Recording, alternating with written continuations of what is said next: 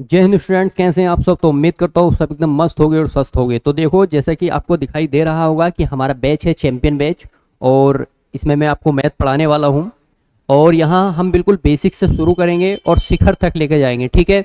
तो देखो, यहाँ पर क्लास 1 है, इसमें क्या पढ़ेंगे हम, नंबर सिस्टम। नंबर सिस्टम के अंदर भी काफ़ी सारे पार्ट आते हैं आपके, जैसे आपका हो गया डिविजिबिलिटी हो गया, ये नंबर सिस्टम का पार्ट है।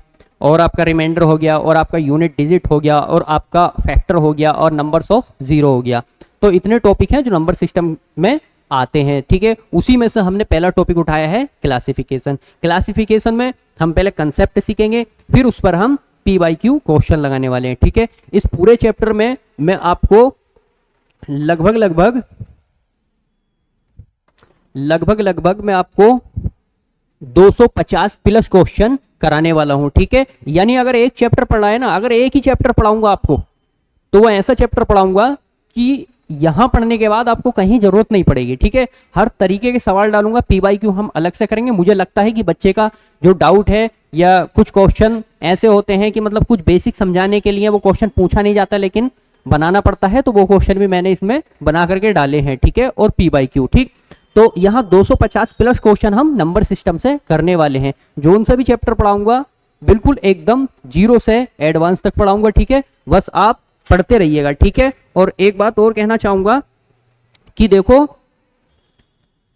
कुछ बच्चे बोलते हैं कि सर आप सीरियस पढ़ाते हो। मैं हाँ ऑफलाइन में पढ़ाता हूं, लेकिन देखो सीरियस क्या मतलब, आपको पढ़ाई से मतलब होना चाहिए, ठीक है, ना कि मजाक से मतलब होना चाहिए, ठीक है। आपको मजाक थोड़ी करना है, बस पढ़ाई करो। ये समय बहुत कीमती है, ये तुम मान लो, आज मानो या कल मानो, मानना एक दिन जरूर पड़ेगा, ठीक है। तो बस अभी टाइम रहते हुए आप सुधर जाओ, बाकी टाइम सुधारेगा तो आपको पता है क्या होना है, ठीक है। तो हम सिर्फ पॉइंट ऑफ व्यू मतलब पढ़ाई से ही, पढ़ाई के ही बारे में बात करेंगे, ठीक है। एक्स्ट्रा बात कुछ नहीं होगी क्योंकि टाइम है कम, ठीक। अब यहाँ देखो, हम क्लासिफिकेशन पढ़ने वाले हैं, इसमें हम कंसेप्ट पढ़ेंगे और क्वेश्चन लगाएंगे, ठीक है। और ये स्पेशल, आप ये भी बोल सकते हो कि कोई सा भी एग्जाम हो जहां नंबर सिस्टम पूछा जाए, कोई सा भी एग्जाम हो जहां नंबर सिस्टम पूछा जाए, इससे बाहर कुछ नहीं आएगा, ठीक है। मैं ये नहीं बोल रहा कि क्वेश्चन यही रखे आ जाएंगे, ठीक है। इससे बाहर कंसेप्ट को कुछ नहीं जानेगा, ठीक है। तो देखो, जैसा कि मैंने आपको बताया था, जैसे कि मैंने आपको बताया थी कि नंबर सिस्टम के अंदर टॉपिक होते हैं हमारे, ठीक है। जैसे क्लासिफिकेशन ऑफ नंबर हम आज पढ़ने वाले हैं, ऐसे हम डिविजिबिलिटी पढ़ेंगे, यूनिट डिजिट पढ़ेंगे, रिमाइंडर पढ़ेंगे, फैक्टर पढ़ेंगे, नंबर्स ऑफ जीरो पढ़ेंगे। तो ये सारे टॉपिक किसके अंदर आते हैं, नंबर सिस्टम के अंदर आते हैं, ठीक है। हम हर टॉपिक के P Y Q plus concept करेंगे, ठीक है। तो आपको डरने की कोई जरूरत नहीं है, बस अच्छे से अपने छोटे भाई या बड़े भाई जो भी है पढ़ते रहना, ठीक है। तो चलो शुरू करते हैं। तो देखो, हम नंबर्स के बारे में पढ़ते हैं, यानी क्लासिफिकेशन में सबसे पहले हम नंबर्स के बारे में जानते हैं।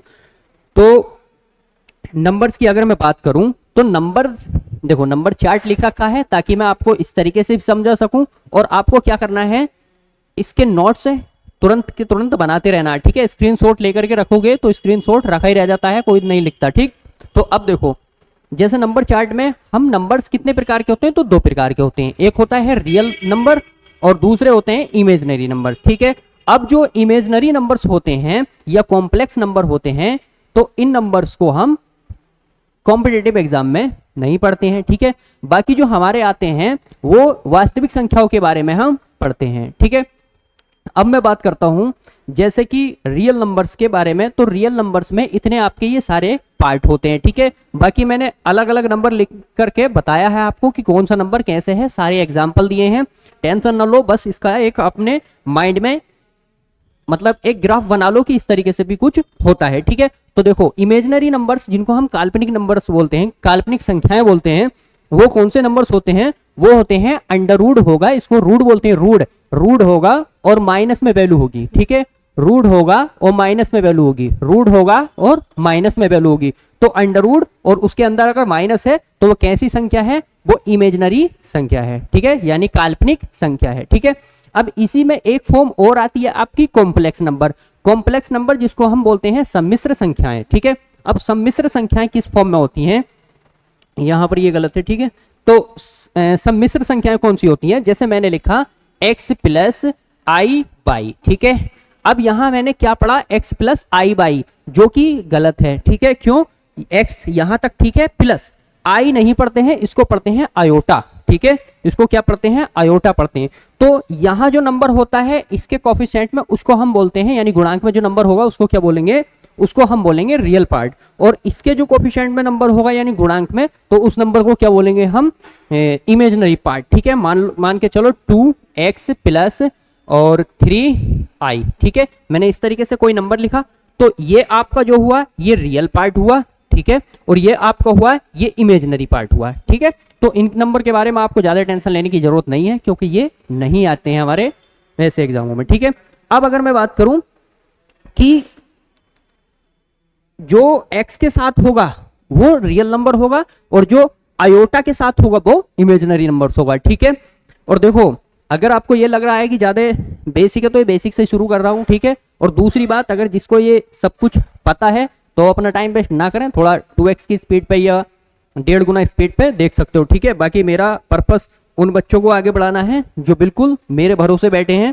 और मतलब ये है कि वो बिल्कुल बेसिक से पढ़ना चाहते हैं, मतलब मेरे भरोसे क्या बोल सकते हो, बेसिक से जो पढ़ना चाहते हैं बस उन्हीं बच्चों को मुझे पढ़ाना है। ठीक है, अब देखो, अब बात करते हैं हम इसको आयोटा। ठीक है, अब देखो अगर मैं वैल्यू की बात करूं तो आयोटा की वैल्यू जो होती है वो होती है √-1। ठीक है, आयोटा स्क्वायर की वैल्यू अगर मैं बात करूं तो वो होती है -1। क्यों, क्योंकि स्क्वायर जब इसका करेंगे तो अंडर हट जाता है। ठीक है, और आयोटा 4 की वैल्यू जो होती है वो होती है +1। तो बस अपने ये याद रखना है, बाकी याद क्या रखना है तुम्हारे में ये नहीं आने का। ठीक है, बाकी याद रखो कि आयोटा की जो वैल्यू होती है वो अंडर की फॉर्म में अंदर माइनस होगा, और आयोटा स्क्वायर की वैल्यू जो होगी वो -1 होगी, और आयोटा 4 की वैल्यू जो होगी वो +1 होगी। ठीक है, अब देखो, अब दूसरी बात ये कि हम इन नंबर्स के बारे में पढ़ने वाले नहीं है। ठीक है, हमें क्या पढ़ना है, हमें इन नंबर्स के बारे में पढ़ना। ठीक, तो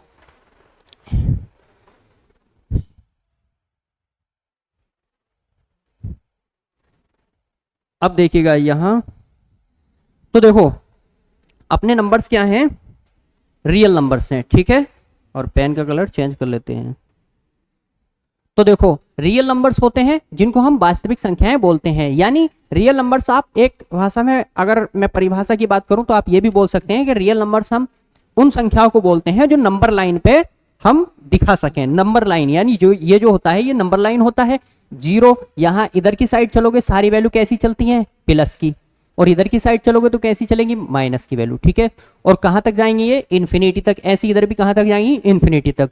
तो रियल नंबर्स यानी वास्तविक संख्याएं वह संख्याएं होती हैं जिसको हम नंबर लाइन पे दिखा सकें। ठीक है, अब मैं बात करता हूं वास्तविक संख्याएं भी कितने पार्ट होते हैं, इसके भी अंदर पार्ट होते हैं। तो एक होता है रेशनल नंबर और एक होता है इरेशनल नंबर। रेशनल नंबर को हम क्या बोलते हैं, परिमेय संख्याएं, और इरेशनल नंबर्स को बोलते हैं हम अपरिमेय संख्याएं। ठीक है, अब यहां से इसमें जो रेशनल नंबर्स होता है जिसको हम p/q की फॉर्म में लिख सकते हैं। ठीक है, और जो इरेशनल नंबर्स होता है उसको हम p/q की फॉर्म में नहीं लिख सकते। कहने का मतलब यह है कि जैसे 2/3 है तो ये रेशनल नंबर है, और √3 है तो ये क्या है, इरेशनल नंबर है। ठीक है, और माइनस लगाने के बाद ये इरेशनल भी नहीं रहेगा, ये क्या हो जाएगा, ये इमेजिनरी हो जाएगा। ठीक है, तो माइनस जिसके आगे होता है संख्या के तो वो क्या होता है, मतलब अंडर लगा होने के बाद माइनस होगा तो वो इमेजिनरी होगा। ठीक है, तो परिमेय संख्याएं जिन्हें हम p/q की फॉर्म में लिख सकते हैं, और अपरिमेय संख्याएं जिन्हें हम p/q की फॉर्म में नहीं लिख सकते। ठीक है, अब इसमें इंटीजर होते हैं। इंटीजर वो होते हैं जिसको हम बोलते हैं पूर्णांक संख्याएं। ठीक है, तो ये बस आप एक माइंड में अपना ग्राफ बना लो। बाकी सारी संख्याएं मैंने अलग लिखने के बाद एकदम मस्त तरीके से उनके एग्जाम्पल भी दिए हैं। ठीक है, तो इसी में आपका पूर्णांक होता है जिसमें नेगेटिव और पॉजिटिव दोनों वैल्यू होती हैं। ठीक है, और आपका फ्रैक्शन होता है, मतलब जो भिन्न वाली डेसिमल वाली वैल्यू हो गई। फिर पॉजिटिव इंटीजर यानी जिनके आगे प्लस लगा हो। देखो जैसे मैं आपसे एक क्वेश्चन पूछता हूं 2, अब मुझे ये बताओ जो ये मैंने 2 लिखा है ये नेगेटिव है या पॉजिटिव है, यानी ये धनात्मक है या ऋणात्मक है। तो आप बोलोगे कि सर ये धनात्मक है। जिस संख्या के आगे कोई चिन्ह नहीं होता है उसके आगे हमेशा प्लस होता है। लेकिन अगर मुझे यही बताना होगा कि ये माइनस का मतलब ऋणात्मक कैसी होगी तो माइनस मुझे लगाना पड़ेगा। ठीक है, तो आप इस बात का विशेष ध्यान रखेंगे। ठीक है, तो पूर्णांक का मतलब जो प्लस की वैल्यू होगी, मतलब जिन नंबर्स में प्लस भी होगा और माइनस भी होगा और 0 भी होगा। भिन्न का मतलब वही डेसिमल की फॉर्म में, जैसे 2.3 लिख दिया, ये डेसिमल है। फिर पॉजिटिव इंटीजर जो प्लस की वैल्यू होंगी सारी। ठीक है, और आपका अगला है नेगेटिव इंटीजर जो माइनस की वैल्यू होंगी। ठीक, जैसे मैंने लिखा, देखो ये मैंने एक लाइन बनाई, यहाँ मिडल में जीरो रहेगा, जीरो से इधर चलोगे सारी वैल्यू प्लस की 1 2 3 और कहाँ तक, अनंत तक जाएंगे, ठीक है। यहाँ -1 -2, तो देखो इसमें इधर की साइड सारी कैसी वैल्यू है, माइनस की, तो क्या बोलोगे उन्हें, नेगेटिव इंटीजर। और इधर सारी वैल्यू कैसी हैं, पॉजिटिव, तो उन्हें क्या मतलब धनात्मक, इंग्लिश में पॉजिटिव बोलते हैं, तो उन्हें बोलोगे आप पॉजिटिव इंटीजर, ठीक है। तो ये हमारे नंबर्स हैं, बस इसका एक आप चार्ट जो है दिमाग में बना लो, ठीक है। अब बात करते हैं हम अगले पार्ट की। तो देखो यहां से हम शुरू करते हैं, ठीक। तो आपका आता है पहले प्राकृतिक संख्याएं, यानी प्राकृतिक संख्याएं जिसको हम नेचुरल नंबर्स बोलते हैं, ठीक। नेचुरल नंबर, तो नेचुरल नंबर्स कहां से शुरू होते हैं, नेचुरल नंबर शुरू होते हैं 1 से। देखो किसी से भी आप बोलोगे, यानी जो प्राकृतिक की देन है, तो अगर गिनती शुरू करोगे, किसी से भी बोलोगे कि आप गिनती बोलना मतलब बोल करके दिखाओ, तो वो बोलेगा 1 2 3, यानी यहां से शुरू करेगा। और यहां इसको बोलते हैं हम इन्फिनिटी, यानी अनंत, इसका कोई अंत नहीं होगा, 4 5 6 7 8 9 10 11 12 इस तरीके से लिखते चले जाओ तो अंत हो जाएगा क्या, लिखते चले जाओ कहीं तक भी, ठीक है। तो इसीलिए इसको इन्फिनिटी या हिंदी में अनंत बोलते हैं। यहां देखो, अच्छा एक बात और है कि हम जो है डॉट डॉट डॉट डॉट इस तरीके से लगा देते हैं, ये गलत होता है, ठीक है। यहां पर सिर्फ 3 डॉट लगाने हैं, जिसका हर एक डॉट का अपने में मतलब होता है, एंड सो ऑन, यानी और इसी तरीके से ये चलता रहेगा, यानी एंड सो ऑन, ठीक है। तो 3 ही डॉट लगाने हैं, ठीक। अब यहां देखो, तो जो संख्याएं 1 से शुरू हो तो उसको क्या बोलेंगे, नेचुरल नंबर। अच्छा पूर्ण संख्या है, तो देखो पूर्ण संख्या का मतलब है जो संख्या पूरी हो गई। अब देखो यहां पर हमारी संख्या से 1 से शुरू हुआ था, ठीक है। अब पूर्ण संख्या में जिसको हम होल नंबर्स बोलते हैं, जीरो भी ऐड हो जाता है, तो जिसमें जीरो भी ऐड हो जाए उसको हम बोलते हैं पूर्ण संख्या, यानी अब संख्याएं हमारी पूरी हो गई, ठीक है। तो इनको पूर्ण संख्याएं बोलते हैं। और ये भी कहां तक जाएगा, ये नंबर्स भी सारे इन्फिनिटी तक जाएंगे, ठीक है। अगला आता है अपना पूर्णांक संख्याएं। तो पूर्णांक संख्याएं जिसको मैंने अभी जिसकी बात की थी, इंटीजर, ठीक है। तो पूर्णांक संख्याएं यानी इसको हम डिनोटेड किससे करते हैं, और ये देखो ये भी लिख रखा है मैंने, बाकी आपको इसका कहीं तक कहीं भी आपको इसका काम नहीं आएगा, ठीक है, कि किससे प्रदर्शित करते हैं, ठीक। ये बीएससी एमएससी में ज्यादा आता है, ठीक है। अब देखो यहां से इंटीजर का मतलब होता है जीरो से अगर आप राइट साइड चलोगे तो कैसा होगा, सारा सब पॉजिटिव, और लेफ्ट साइड चलोगे तो सारी कैसी वैल्यू होंगी, नेगेटिव, ठीक है। तो ये राइट साइड वैल्यू वाली जो पॉजिटिव वैल्यू है ये कहां तक जाएंगी, अनंत तक, और माइनस वाली वैल्यू भी कहां तक जाएंगी, अनंत तक, यानी यहां इनको इन्फिनिटी भी लगाना था, ठीक है। अब आती है सम संख्या की बात। तो सम संख्या जिसको हम इवन नंबर बोलते हैं, तो इवन नंबर जो नंबर 2 से पूरी तरह से डिवाइड हो जाए, यह दूसरी बात, पहली बात यह कि वो 2 से डिवाइड हो, और दूसरी बात यह कि वो नंबर उसका अगर हम मतलब पेयर बनाए तो पेयर बन जाए, ठीक है। पेयर का ही मतलब डिवाइड करने का मतलब हो गया, ठीक है, क्योंकि अगर किसी भी चीज को आप 2 से डिवाइड करोगे तो 2 टुकड़ों में बांटोगे तो उसका पेयर ही होता है, ठीक है। तो दोनों एक ही बात है, छोड़ो ज्यादा नॉलेज, ठीक है।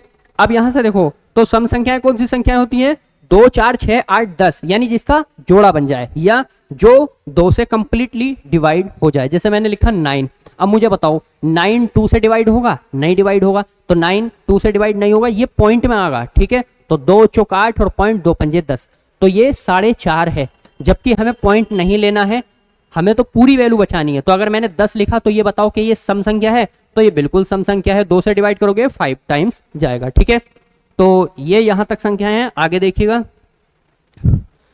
आगे नंबर्स आते हैं आपके विषम संख्याएं। तो विषम संख्याएं कौन सी संख्याएं होती हैं, विषम संख्याएं वह संख्याएं होती हैं जिसका पेयर ना बने या जो 2 से डिवाइड ना हो, ठीक है। तो देखो जैसे 1 हो गया, 2 मतलब 1 हो गया, 3 हो गया, 5 हो गया, 7 हो गया, एक नंबर फिर छोड़ दो, 8 छोड़ो, 9 ले लो, 9 10 छोड़ो, 11 ले लो, तो इस तरीके से। और ये भी कहां तक जाती हैं, इन्फिनिटी तक। ऐसी भाज्य संख्याएं होती हैं, ठीक है। भाज्य संख्याएं वह संख्याएं होती हैं जो जिसके अगर हम फैक्टर करें, यानी भाज्य संख्या के अगर फैक्टर करें, देखो एक होता है, हिंदी में बता देता हूं वैसे, देखो एक होता है फैक्टर और एक होता है मल्टीपल। तो जिसको हम बोलते हैं फैक्टर को बोलते हैं हम गुणनखंड और इसको बोलते हैं हम गुणज, ठीक है। तो देखो फैक्टर की बात करें तो गुणनखंड, और मल्टीपल की बात करें तो गुणज। अब मुझे बताओ, जैसे मैंने 4 लिखा, ठीक है, ये 4 लिखा, मुझे इसके गुणनखंड बताओ, गुणनखंड। तो आप क्या बोलोगे कि सर 4 लिखा, 4 के गुणनखंड बताने हैं हमें। तो इस तरीके से आप करते थे छोटी क्लास में, याद करो। तो 2 दूनी 4 हो गया और 2 एकन 2 हो गया, ठीक है। तो 2 इंटू 2 इसका क्या हुआ, ये इसके फैक्टर हो गए, ठीक है। अब अगर मैं बात करूं गुणज की, तो 4 के मुझे क्या बताने हैं, गुणज बताओ। तो गुणज में क्या करते हैं हम, टेबल पढ़ते हैं, यानी पहाड़ा पढ़ते हैं। तो 4 के बताओ। अब 4 के बताओगे तो 4 दूनी 8 हो गया, 4 तिया 12 हो गया, 16 हो गया, 20 हो गया, 24 हो गया, इस तरीके से। तो बस तुम इतना याद रखो कि कहीं अगर मल्टीपल की बात करें तो वो उसके पहाड़े की बात कर रहा है, और अगर फैक्टर की बात करें तो वो उसके गुणनखंड यानी टुकड़ों की बात कर रहा है कि हम किसको कितने से डिवाइड कर सकते हैं, ठीक है। तो देखो जैसे कि यहां है अपना भाज्य संख्याएं, तो मैंने क्या बताया, जिनको कंपोजिट नंबर बोलते हैं। और देखो एक बात और याद रखना, इसमें मैंने हालांकि क्वेश्चन भी बनाए हैं, ठीक है, कि सबसे छोटी संख्या जब भाज्य, मतलब देखो इवन नंबर में एक 2 ही इवन नंबर है जो भाज्य संख्या नहीं है, वो अभाज्य संख्या है। बाकी 2 इवन नंबर को छोड़ के बाकी जितने भी इवन नंबर होंगे वो सारे कंपोजिट नंबर होंगे, इतना याद रखना, ठीक है। फिर अभाज्य संख्याएं, अब अभाज्य संख्या जिसको हम प्राइम नंबर बोलते हैं, ऐसी संख्याएं जो सिर्फ खुद से डिवाइड हो। और ये जो कंपोजिट नंबर होते हैं ये ऐसी संख्याएं होते हैं जिसके कम से कम फैक्टर 3 हो, कम से कम 3। अब देखो जैसे मैंने 4 उठाया, तो 4 को आप 4 से डिवाइड कर सकते हो, ठीक है, और 4 को आप 2 से डिवाइड कर सकते हो। तो देखो एक तो 4 से कर दिया तुमने डिवाइड, एक 2 से कर दिया, और तुम 4 को 1 से भी डिवाइड कर सकते हो। लेकिन यहां 1 से सारी संख्याएं डिवाइड हो जाती हैं, तो इसीलिए हम कम से कम 3 फैक्टर रखते हैं उसके, क्योंकि 2 तो सबके हो जाएंगे, 1 से सब संख्याएं डिवाइड होती हैं, ठीक है, तो 1 को छोड़कर, ठीक है। तो 3 हो फैक्टर या 3 से ज्यादा हो, 3 से कम नहीं हो, ठीक है। तो ऐसी संख्या जो 2 3 मतलब 3 नंबर से या 3 संख्या अलग नंबर से कट रही है, उसी को बोलते हैं हम क्या, कंपोजिट नंबर। और ऐसी संख्या जो सिर्फ 2 संख्याओं से कटती है, जैसे 2 है तो 2 को तुम 2 से ही काट सकते हो और 1 से काट सकते हो, लेकिन 1 को हम छोड़ देते हैं। इसीलिए मैंने पहले बोला कि जो जिस संख्या के फैक्टर 3 हो या 3 से ज्यादा हो वो कैसी होगी, कंपोजिट नंबर होगा। और अगर जो संख्या के फैक्टर सिर्फ 2 हो या वो खुद संख्या हो, ठीक है, तो वो संख्या कौन सी होगी, वो प्राइम नंबर होगा, ठीक है। जैसे 2 3 5 7 11, ऐसी 13, फिर ऐसी 17, फिर ऐसी 23, इस तरीके से, ठीक है। तो जो संख्या सिर्फ खुद से डिवाइड हो, खुद से, 2 2 से डिवाइड होगा, 3 3 से डिवाइड होगा, 5 5 से डिवाइड होगा, 7 7 से डिवाइड होगा, 11 11 से डिवाइड होगा, और ये इसी तरीके से आगे भी चलता रहेगा, ठीक है। अब परिमेय संख्या की बात करते हैं, जैसे मैंने बताया था रेशनल नंबर। तो रेशनल नंबर्स जो भिन्न के रूप में लिखा जा सकने वाली संख्याएं, जैसे कि जैसे देखो जैसे 2/3, ठीक है, और 1/4, तो ये सब फ्रैक्शन ही तो है, ठीक है। तो ऐसी संख्याएं जो हम PYQ की फॉर्म में लिखें, यानी इसको अगर हिंदी में बात करूं तो इसको अंश बोलते हैं, इसको हर बोलते हैं, इसको न्यूमरेटर बोलते हैं, इसको डिनोमिनेटर बोलते हैं, ठीक है। तो ये संख्याएं होती हैं, ठीक है, जो PYQ की फॉर्म में लिखी जा सके उसे क्या बोलते हैं हम, परिमेय संख्याएं बोलते हैं, यानी रेशनल नंबर्स बोलते हैं। लेकिन एक बात का ध्यान रखना यहाँ, क्या कि देखो P/Q की फॉर्म में तो रख सकते हो आप, लेकिन बट परंतु क्यू की प्लेस पे आप 0 नहीं रख सकते, ठीक है। जैसे ये 2 है, अब मुझे ये बताओ कि ये रेशनल संख्या है या नहीं है, तो ये रेशनल यानी है, क्यों, क्योंकि सर हम यहां 1 मान सकते हैं और ये P/Q की फॉर्म में बन गई। और दूसरी बात ये कि इसको क्या मैं यहां 1 की प्लेस पे 0 रख सकता हूं, तो आप 0 नहीं रख सकते, क्यों, क्योंकि अगर 2 और डिवाइड में 0 तो इसका बनेगा नॉट डिफाइन, ठीक है, ये नॉट डिफाइन हो जाएगा, तो नीचे 0 नहीं चलेगा, ठीक है। तो नीचे 0 नहीं रखना है बस आपको, बाकी 1 2 3 कुछ भी रख सकते हो, तो वो कैसी होगी, रेशनल नंबर्स, रेशनल संख्या होगी, ठीक है, यानी रेशनल, ठीक। अब बात करते हैं हम, ठीक है, तो इस तरीके से ये एग्जाम्पल हैं। बाकी अब तो आप समझ गए, जैसे Q=0, यानी Q की प्लेस में हमें 0 नहीं रखना है, तो वो रेशनल नंबर नहीं होगा। अगर 0 रख दिया तब, और नहीं रखा तो वो रेशनल नंबर्स होगा, ठीक है, यानी जिसको बोलते हैं हम परिमेय संख्या। अब अगला नंबर्स देखो,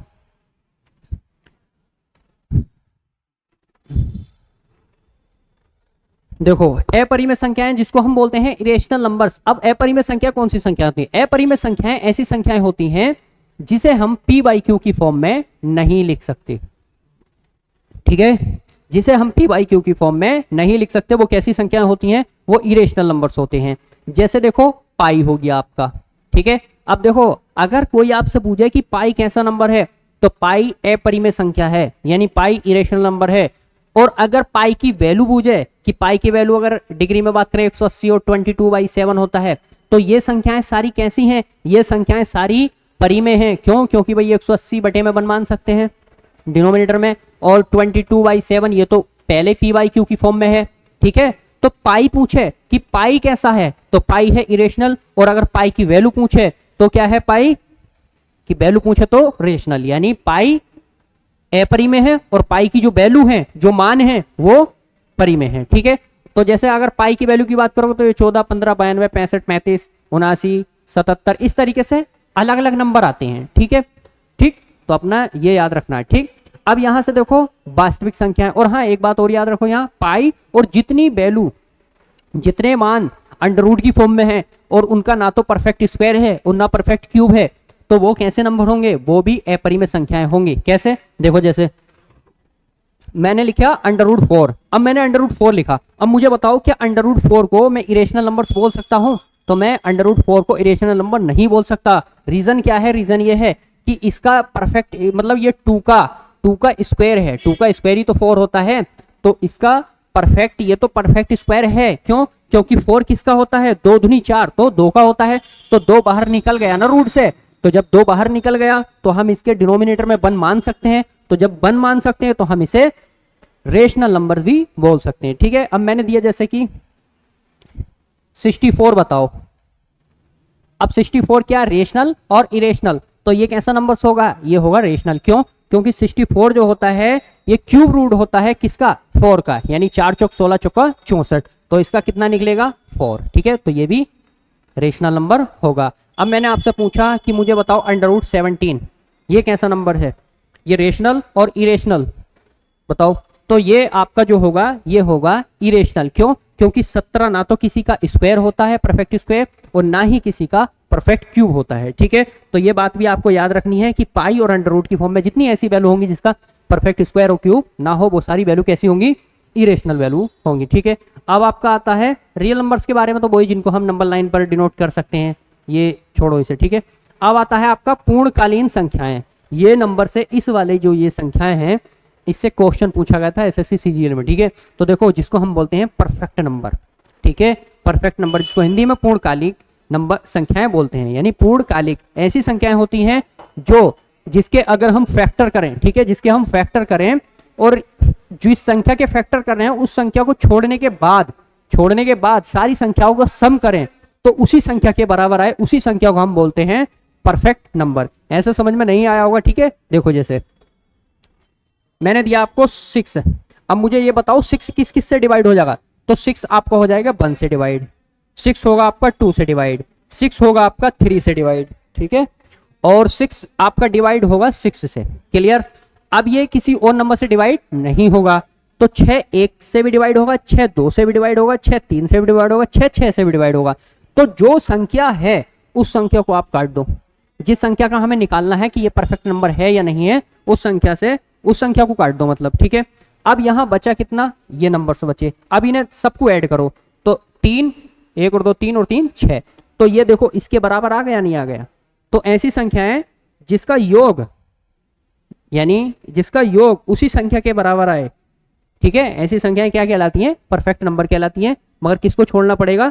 जो नंबर आपका छोड़ना किसे पड़ेगा? आपका जो नंबर जिसका आप निकाल रहे हो उसी संख्या से भाग मत करना बस उसमें, ठीक है।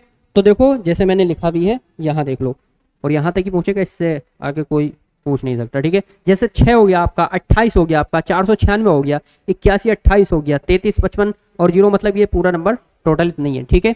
तो ये आपके नंबर्स होते हैं 81 28, और ये आपका, एक मिनट रुको, तो देखो 6 रखो, 28 रखो याद, और 496 और 81 28 रखो, यहां तक ही पूछेगा, ठीक है। अब बात करते हैं हम मिश्रित संख्याएं की, ठीक है। यहां भी मैंने देखो लिख रखा है जिसको हम कॉम्प्लेक्स नंबर बोलते हैं, ठीक है। कॉम्प्लेक्स नंबर को हम जेड से डिनोट करते हैं, यानी ए प्लस आयोटा वी की फॉर्म में हो सकता है या फिर एक्स प्लस आयोटा बाई की फॉर्म में हो सकता है, ठीक है। आयोटा की वैल्यू -1 होती है, आयोटा स्क्वायर की वैल्यू माइनस, मतलब आयोटा की वैल्यू जो होगी -1 होगी और अंडर रूट भी होगा, और आयोटा स्क्वायर की वैल्यू -1 होगी क्योंकि स्क्वायर से अंडर रूट हट जाएगा, और आयोटा 4 की वैल्यू जो होगी क्या होगी, वो +1 होगी, ठीक है। अब यहां से काल्पनिक संख्याएं देख लो। तो काल्पनिक संख्या जिसको हम इमेजिनरी नंबर्स बोलते हैं, तो ऐसे नंबर्स जो अंडर रूट की फॉर्म में होंगे, ठीक है, अंडर रूट की फॉर्म में होंगे, बता भी चुका हूं मैं आपको, ठीक है। और आपका सह अभाज्य संख्या जिसको हम बोलते हैं को प्राइम नंबर्स, तो को प्राइम नंबर्स कैसे नंबर्स होते हैं, जो पेयर में होंगे, ठीक है, जो पेयर में होंगे लेकिन उनके बीच एक को छोड़ करके कोई भी कॉमन फैक्टर नहीं मिलेगा, जैसे कि 2 और 3। अब मुझे बताओ 2 और 3 में कोई ऐसी संख्या है जो इसे भी डिवाइड करे और इसे भी डिवाइड करे? आप बोलोगे बन को नहीं लेना है, बन को तो छोड़ना है, बन तो सबको डिवाइड करेगा, ठीक है। तो ऐसी संख्याएं कोई नहीं है, तो ये कैसा है, हमारा को प्राइम नंबर यानी सह अभाज्य संख्या है। अच्छा, मैंने लिखा 8 और 4। अब मुझे बताओ ये क्या को प्राइम नंबर होगा? तो ये को प्राइम नंबर नहीं होगा। क्यों? क्योंकि 2 से ये भी डिवाइड है और 2 से ये भी डिवाइड है, तो इनके बीच कॉमन फैक्टर मिल गया। 4 से ये भी डिवाइड है और 4 से ये भी डिवाइड है, तो कॉमन फैक्टर मिल गया, जिनके बीच कॉमन फैक्टर नहीं होगा। अच्छा, अब मुझे बताओ तुम 15 और 9, इसमें ये कैसी संख्याएं हैं दोनों? बताओ। तो ये को प्राइम नंबर है, ठीक है, बताओ। तो ये को प्राइम नंबर नहीं है। क्यों? क्योंकि 3 से ये भी डिवाइड होगा और 3 से ये भी डिवाइड होगा, ठीक है। तो इनमें 3 कॉमन फैक्टर मिल गया। आई होप तुम समझ गए होगे, ठीक है। अब देखो, अब ये यहां से भी संख्या से, मतलब इन वाली संख्या से भी क्वेश्चन आया था आपका, ठीक है। जुड़वा अभाज्य संख्या जिसको बोलते हैं ट्विन प्राइम नंबर। तो ट्विन प्राइम नंबर्स कौन से नंबर्स होते हैं? ट्विन प्राइम नंबर्स वह नंबर्स होते हैं जिनके बीच 2 का अंतर होगा। पहली बात तो वो सह अभाज्य संख्याएं होंगी, और दूसरी कंडीशन यह है उनकी कि उनके बीच 2 का अंतर हो, ठीक है। तो पहली कंडीशन तो वो सहभाज्य संख्या होनी चाहिए, ठीक है। और दूसरी कंडीशन यह है कि उनके बीच 2 का अंतर होगा, और जब 2 का अंतर होगा तो ऐसी संख्या को ही क्या बोलते हैं? ट्विन प्राइम नंबर बोलते हैं। जैसे देखो 3 और 5। अब मुझे बताओ 3 सिर्फ 3 को डिवाइड करेगा, 5 सिर्फ 5 को डिवाइड करेगा, प्राइम नंबर तो है ये, को प्राइम नंबर। अब इनके बीच अंतर कितने का है? अंतर है इनके बीच 2 का। तो अंतर 2 का होने के बाद इनको एक नाम दिया, क्या? ट्विन प्राइम नंबर, यानी जुड़वा अभाज्य संख्याएं, ठीक है। समझ गए होंगे। और इसी तरीके से नंबर होते हैं, जैसे 5 7 हो गया और 7 9 हो गया, ठीक है। और भी संख्याएं बना सकते हो आप, ठीक। अब यहां तक होते हैं हमारे नंबर सारे खत्म, ठीक है। अब हम चलते हैं क्वेश्चन पे, इन्हीं संख्याओं को और क्लैरिटी देने के लिए, ठीक है। यहां मैंने 30 से 35 क्वेश्चन रखे हैं जो कि हम करने वाले हैं, ठीक है। कुछ क्वेश्चन आज कर लेते हैं, फिर कुछ क्वेश्चन बाद में करेंगे, ठीक है। अब मुझे बताओ क्या संख्या एक भाज्य या अभाज्य, ठीक है। इंग्लिश वालों के लिए भी लिखा है 1 इज कंपोजिट और प्राइम नंबर, ठीक है। तो बताओ। तो देखो 1 जो है ना तो कंपोजिट नंबर है और ना ही प्राइम नंबर है, ठीक है। देखो मैंने कंपोजिट नंबर बोला था, सॉरी, हाँ कंपोजिट नंबर बोला था, तो मैंने तुम्हें भाज्य संख्याएं कहां से बताई थी? 4 से बताई थी। 1 से शुरू किया था? नहीं किया था, 4 से शुरू किया था। फिर मैंने अभाज्य संख्याएं कहां से शुरू की थी? मैंने 2 से शुरू किया था। 1 से शुरू किया था? नहीं किया था। तो 1 जो है हमारा ये दोनों को डिवाइड करता है, लेकिन ये 1 जो है ये ना, एक तो ये ना प्राइम नंबर है और ना ही ये कैसा नंबर है, ना ही कंपोजिट, यानी एक ना ही भाज्य है और ना ही अभाज्य है, ठीक है। तो इसका ऑप्शन क्या होगा? Neither prime nor composite, neither prime nor composite, ठीक है। तो ये इसका आंसर हो जाएगा, ठीक है। अगला क्वेश्चन देखो, किसी भी संख्या को शून्य से भाग देने पर भागफल क्या होगा? किसी भी संख्या को शून्य से भाग देने पर, मान के चलो मैंने किसी भी कोई भी संख्या लिखी, जैसे 3 लिखा, और शून्य से भाग देने पर, अब इसमें पूछ रहे हैं भागफल क्या होगा। तो भागफल जैसे कि देखो 6 लिखा मैंने, और यहाँ मैं या 5 रखो, यहाँ थोड़ा इससे ज़्यादा क्लैरिटी आएगी, और 2 से, तो 2 2 जा 4 हो गया, ठीक है। 2 2 जा 4 हो गया, और यहाँ 1 बचा। तो जो 1 बचा है इसे हम रिमाइंडर शेषफल बोलते हैं, इसे हम भागफल बोलते हैं, और इसे हम भाज्य बोलते हैं, और इसे हम भाजक बोलते हैं, ठीक है। तो ये बोल रहे हैं कि किसी भी संख्या को शून्य से यानी 0 से भाग देने पर भागफल क्या होगा? तो नॉट डिफाइन, इसको आप डिफाइन ही नहीं कर सकते। अगर डिफाइन नहीं कर सकते यानी ये कौन से नंबर्स में आ जाएगा? ये नंबर्स, अगर मैं जैसे 3/1 लिखता तो ये कौन से नंबर्स में आ जाता? ये रेशनल नंबर्स में आ जाता, ठीक है, परिमेय संख्या में। तो जीरो को किसी भी संख्या से भाग दो तो नॉट डिफाइन होता है। ठीक है, ये कुछ ऐसे क्वेश्चन है जो बेस बनाने के लिए मैंने खुद से बनाए हैं। ठीक है, इस पर हम PYQ भी लगाएंगे, बाकी आप पहले अपना बेस बनाओ। जीरो को किसी भी संख्या से भाग देने पर भागफल क्या होगा? जीरो को, अब देखो जीरो है और जीरो को किसी भी संख्या से, मान लो 2 से या 3 से, किसी से भी भाग दे रहे हो, ठीक है, तो भागफल क्या होगा? तो भागफल क्या होगा? तो देखो भागफल जो होगा वो जीरो ही होगा। यानी दो बातें याद रखो कि अगर नीचे जीरो है तो नॉट डिफाइन, और अगर ऊपर जीरो है तो सब जीरो। यानी भाई हम भागफल कैसे बताएं? बताओ, जब ये जो होता है नीचे वाला जो होता है मतलब लेने वाले होते हैं, और जो ऊपर होता है वो बांटने वाली चीज होती है। यानी अगर मैं देखो, अगर मैं 2 रुपए 2 जनों में बांटूंगा तो एक एक आ गया, तो यही भागफल होता है। ठीक है, तो ऊपर जीरो तो सब जीरो, यानी क्या होगा? जीरो ही हो जाएगा इसका। नॉट डिफाइन मतलब जीरो, आंसर ये होगा। ठीक, अगला क्वेश्चन इतना याद रखो, नीचे जीरो नॉट डिफाइन, ऊपर जीरो सब जीरो। ठीक, अगला क्वेश्चन है आपका, शून्य यानी जीरो धनात्मक है या ऋणात्मक है? तो देखो पॉजिटिव होगा, नेगेटिव होगा, बोथ यानी पॉजिटिव और नेगेटिव दोनों होगा, नीदर पॉजिटिव नॉर नेगेटिव, ना ही पॉजिटिव और ना ही नेगेटिव होगा। यानी जीरो ना तो धनात्मक है और ना ही ऋणात्मक है, तो ये सारे ऑप्शन गलत है और यही आपका सही है।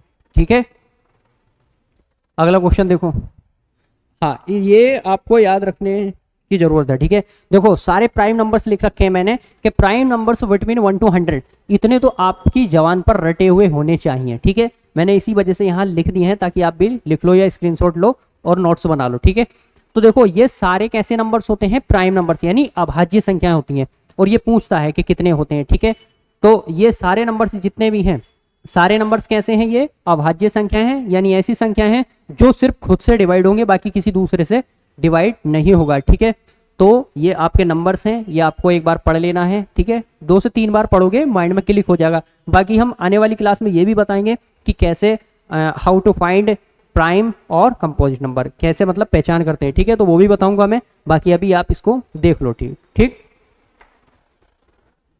अगला है आपका क्वेश्चन, सबसे छोटी अभाज्य संख्या कौन सी है? तो स्मॉलेस्ट प्राइम नंबर, तो सबसे छोटी अभाज्य संख्या कौन सी है बताओ? तो अभाज्य संख्या कहां से शुरू किया था हमने? 2 से, तो बस 2 होगा आपका। ठीक है, 2। ठीक, अगला क्वेश्चन है आपका, सबसे छोटी भाज्य संख्या कौन सी है? तो भाज्य संख्या देखो 2 से शुरू नहीं होती, भाज्य संख्या होती है 4 से। ठीक, और जितने भी देखो, अगर आपसे पूछे कि ऐसा सबसे छोटी संख्या बताओ जो सम होने के बाद भी प्राइम नंबर है, यानी अभाज्य संख्या है, तो वो 2 ही एकमात्र ऐसा नंबर है जो सम होने के बाद भी प्राइम है। इसके बाद कोई सी भी सम संख्या प्राइम नहीं होगी, सारी संख्याएं कैसी होती हैं? कंपोजिट होती हैं, यानी भाज्य संख्याएं होती हैं। तो यहां पर क्या पूछा है? स्मॉलेस्ट कंपोजिट नंबर, तो सबसे छोटा कंपोजिट नंबर क्या होगा आपका? 4 होगा। ठीक है, आगे देखो, अगला है आपका the sum of the smallest prime number and smallest composite number. देखो यहां क्या पूछा है? सम यानी योग बोला है कि मान लो सबसे छोटी आप क्या बताओगे? प्राइम नंबर बताओ। तो सबसे छोटा प्राइम नंबर कौन सा होता है? 2। और सबसे बड़ा मतलब सबसे छोटा कंपोजिट नंबर कहां से शुरू किया था हमने? 4 से, और इनका सम पूछा है, तो 4 और 2 कितना हो गया? 6, तो 6 इसका आंसर हो जाएगा। ठीक है, अगला क्वेश्चन है आपका, या हिंदी में भी लिखा है मैंने, इंग्लिश में भी लिखा है। ठीक है, if x is the numbers of prime numbers between 0 and 50 and y is numbers prime numbers between 50 and 100, then what is the value of x minus y? यानी 0 से लेकर के 50 तक के सारे प्राइम नंबर्स और 50 से लेकर 100 तक के सारे प्राइम नंबर्स का माइनस मतलब सब्ट्रैक्ट करना है, उसमें से हमें क्या बताना है? अंतर बताना है। तो देखो 0 से और 50 तक होती हैं आपकी 15 संख्याएं, कैसी होती हैं? प्राइम। और आपका 50 से 100 तक आपकी संख्याएं जो होती हैं वो होती हैं 10। अब इनका बताना क्या है हमें? वो इन्होंने दे रखा है, बस ये क्वेश्चन PYQ है। ठीक है, यहां दे रखा है कि तुम बताओ हमें x माइनस वाई, तो चलो x रख दो 15 और माइनस वाई कितना है? 10, और आंसर आया आपका 5, तो ये इसका आंसर हो जाएगा। ठीक है, ठीक, कुछ नहीं करना था, बस ये बताना था 0 से 50 तक प्राइम नंबर कितने होते हैं और 50 से 100 तक कितने प्राइम नंबर्स होते हैं, और उनका फिर अंतर बताना था। ठीक है, अगला क्वेश्चन देखो, अब देखो how many composite numbers are there between 1 to 20। देखो तो इसमें कंपोजिट नंबर पूछा है। कंपोजिट नंबर यानी जो संख्याएं डिवाइड हो जाती हैं। तो देखो अगर तुम यहां लिखोगे तो देखो इसमें से एक काम करो, बन तो तुम्हारा कैसा है, ये लिख लो 1 2 3 और 4 और 5 6 7 8 9 10 11 12 13 और 14 और 15 16 17 18 और 19 और 20। ठीक है, अब मुझे बताओ यहाँ कि कैसे कंपोजिट नंबर पूछा है, यानी भाज्य संख्याएं पूछ रहा, भाज्य संख्याएं। तो देखो ना तो ये भाज्य ना तो ये और सॉरी और ना ही ये भाज्य है, ठीक है, और ना ही ये भाज्य है और ना ही ये भाज्य है और आपका ना ही ये भाज्य है और ना ही ये भाज्य है आपका, और 15 16 17 भी नहीं है और 19 भी नहीं है। अब गिन लो कितने नंबर हैं, ये सारे संख्याएं कैसी हैं, भाज्य संख्याएं। ठीक है, तो देखो 1 2 3 4 5 और 6 7 8 9 10 11, तो कितना होगा 11। ठीक है, एक बार देख लो। ठीक है, ठीक है, तो ऐसी संख्याएं जो मतलब खुद के टेबल से भी कटें और दो नंबर्स और से भी कटें, उसी को हम भाज्य संख्या बोलते हैं। और ऐसी संख्याएं जो सिर्फ खुद से डिवाइड हो और 1 से डिवाइड हो, उनको हम अभाज्य संख्या बोलते हैं। ठीक है, तो ये थे आपके 10 क्वेश्चन। अभी इस पे मैं 30-35 क्वेश्चन कराने वाला हूँ। आगे जितने भी क्वेश्चन आएंगे सारे PYQ होंगे। और नंबर सिस्टम पढ़ाने के बाद, पूरा चैप्टर पढ़ाने के बाद मैं इसमें 250 यानी 250 क्वेश्चन कराने वाला हूँ। तो आपको वीडियो कैसा लगा, हालांकि जिन लोगों ने पढ़ रखा होगा संख्या उनको ठीक नहीं लगा होगा, लेकिन ये जो स्टार्ट किया है मैंने, जो शुरू किया है, ये बेसिक से एडवांस के लिए किया है ताकि जो जीरो पे भी है वो भी हीरो बन सके। ठीक है, तो बस आप पढ़ते रहिएगा और अच्छे से क्लासें लीजिएगा। और इसकी मैं एक अलग से प्लेलिस्ट बनवा दूंगा और उसी प्लेलिस्ट में ये सारी वीडियो आने वाली हैं। ठीक है, ताकि आपको दिक्कत ना हो। तो मिलते हैं नेक्स्ट वीडियो में, तब तक के लिए जय हिंद।